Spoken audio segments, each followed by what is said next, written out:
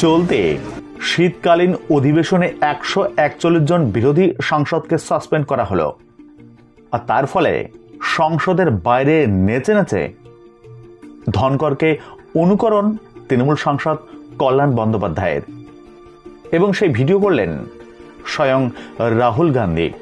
Video দেখে চটলেন ধনকর, নিন্দা সবর বিজেপি।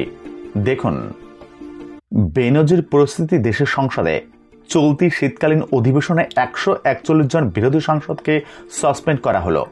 কেন্দ্রের নরেন্দ্র মোদী সরকার আসলে সংসদ ভবনকে বিরোধী মুক্ত করতে চাইছে বলে অভিযোগ উঠতে শুরু করেছে ইতিমধ্যে।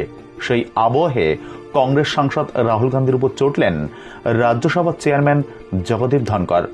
রাহুলের আচরণ লজ্জাজনক বলে মন্তব্য করলেন তিনি। সোমবারের পর মঙ্গলবারও সংসদে বিরোধী শিবিরের 49 জন সাংসদকে সাসপেন্ড করা হয়।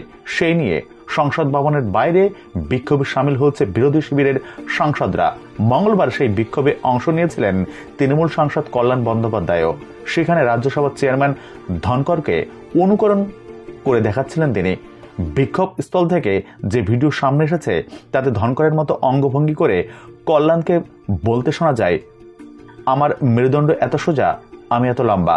সেই সময় কল্যাণকে ঘিরে বাকি সাংসদরাও দাঁড়িয়েছিলেন। সামনে থেকে গোটা ঘটনাক্রম ক্যামেরাবন্দি করছিলেন রাহুল। সেই দৃশ্য সামনে আসতেই ক্ষোভ প্রকাশ করেছেন ধনকর।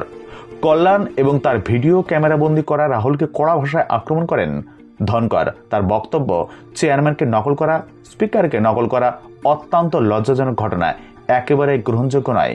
একজন সাংসদ নকল করছেন আর অন্যজন ভিডিও ক্যামেরাবন্দি করছেন, অত্যন্ত লজ্জাজনক ঘটনা।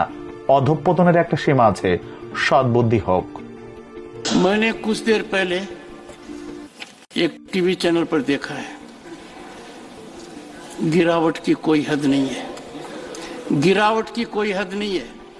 आपके एक बड़े नेता एक सांसद के असंसदीय व्यवहार को वीडियो कर रहे थे। आपसे भी बहुत बड़े नेता हैं वो।